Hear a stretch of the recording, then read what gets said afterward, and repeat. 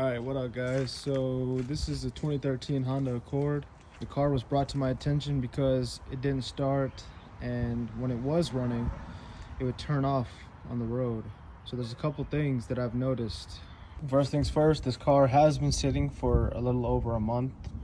I did have to put a brand new starter on it because the old starter was cooked. That usually happens when someone tries to run an old battery or a dead battery for a long time. It puts unnecessary stress on the starter. So we got a good battery in here now, and we got a good starter on here, so the car does start. Second, we do get a lot of hesitation while driving. At first it did seem like it was the transmission, but I had to take a good look, and I noticed that the air hose is barely hanging on there, and this is after the MAF sensor.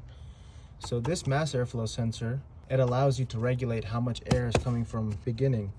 So if you have any kind of leaks or openings behind the mass airflow sensor, it'll throw off the ratio. When they did see this problem, they said they put new spark plugs and they put new oxygen sensor. This doesn't look like the original branding of oxygen sensor, but we'll put a new air hose on it, and then we'll see what we can come up with. Also, I will be doing a video on transmission fluid, because if this has been neglected, I'm sure this CVT fluid has been neglected as well. So we'll get into that. Funny enough, I actually still have one of these laying around from my OEM pile. I had a 2013 Accord back in 2019. So it's pretty straightforward. You want to loose this clamp, you want to take off this clamp while it's on there as well. This one is connected to the PCV valve.